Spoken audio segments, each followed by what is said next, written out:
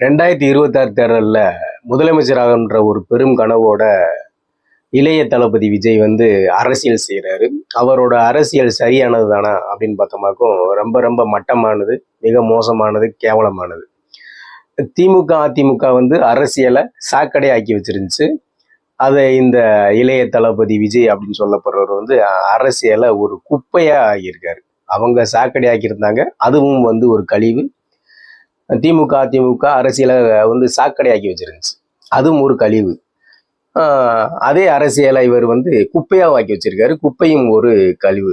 மொத்தம் இந்த நடிகர் விஜய் வந்து சினிமா சினிமா மாதிரி அரசியலையும் ஆக்கி ஆக்கி வச்சிட்டாரு அப்படின்றது அவரோட 2வது மாநாடு நல்லாவே நம்மளுக்கு காட்டுது.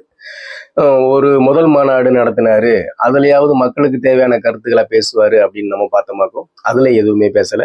சரி, அது ஆரம்பம், அதனால அவர் அப்படி பேசியிருக்காரு அப்படின்னு நம்ம விட்டுட்டாலும், அதுக்கடுத்து வந்து தன்னை வந்து மேம்படுத்திக்கணும். 2வது மாநாட்டிலேயாவது அவர் அதை சரியா செய்வார்னா, முதல் மாநாட்டை காட்டிலும் 2வது மாநாடு ரொம்ப ரொம்ப மொக்க, ஒஸ்ட்டு. அப்ப என்னன்னா, அரசியல் பாடத்துல வந்து விஜய் வந்து ஒரு ஒஸ்ட் மாணவனா தான் இருக்காரு. அப்படி இருக்க கொஞ்சம் கொஞ்சம் தன்னை வளர்த்திக்கிட்டு இருந்தா அது ஓரளவுக்கு நல்ல மாணவனுக்கான அறிகுறி. ஆனா வந்து 2வது மாநாடுலயும் ரொம்ப ஒரு மொக்கையா ஒரு ஒரு ஒரு அரசியல் மாதிரி நடத்தாம ஒரு சினிமா மாதிரி ராம்ப் வாக் நடத்துறது, அதுக்கு ஒரு காட்சி பொருள் மாதிரி தன்னை வந்து ஒரு பெரிய ஒரு ஒரு பின்பமா தன்னை மட்டுமே ஒரு ஒரு மாபெரும் ஆக சிறந்த ஒரு கட்டமைப்பா காமிச்சுக்கிறது. விஜயை தாண்டி அங்க ஒண்ணுமே அப்படின்றத விஜயே வந்து ஊக்குவிக்கிறாரு. விஜயை தாண்டி அந்த தாவேகா அப்படின்ற கட்சியில ஒண்ணுமே இல்லை அப்படின்றத விஜய் ரசிகர்கள் தான் என்ன கேட்டாலும், உங்க கட்சியோட கொள்கை என்ன அப்படின்னு கேட்டாலும் தளபதி தளபதி தளபதின்னு கத்துறாங்க. உங்களோட சின்ன என்ன கேட்டாலும் தளபதின்னு கத்துறாங்க.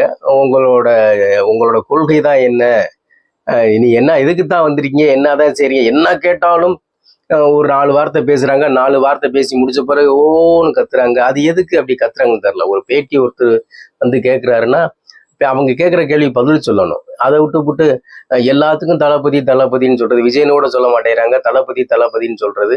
அதை சொல்லி முடிச்ச பிறகு ஓன்னு கோரஸா கத்துறது. இது வந்து அங்க இருக்க ஒரு 10 பேரோ 20 பேரோ ஒரு 100 பேரோ 200 பேரோ பண்ணல, அங்க வந்து ஆயிரக்கணக்கான பேர்களும் அதைத்தையும் செய்யறாங்க. அப்ப என்னன்னா, தமிழ்நாடு முழுக்க இருக்க அந்த திரை கவர்ச்சியில மோகத்துல மூழ்கி போய் இருப்பவங்களை வந்து ஒண்ணு சேர்த்து மதுரையில காமிச்சிருக்காரு. எல்லாருமே A to Z ஒண்ணு விடாம ஒரே மாதிரி இருக்காங்க. அதையும் தாண்டி திராவிட கட்சிகள்ல எப்படி சேர திருடுறது, வாழைப்பழத்தை திருடுறது, தேங்காயை திருடுறது, மாங்காயை திருடுறது, ஒரு திருடுறத ஒரு நோக்கமா வச்சிருப்பாங்களோ, அது மாதிரி இந்த கட்சியிலையும் இந்த தவாக்கா அப்படின்ற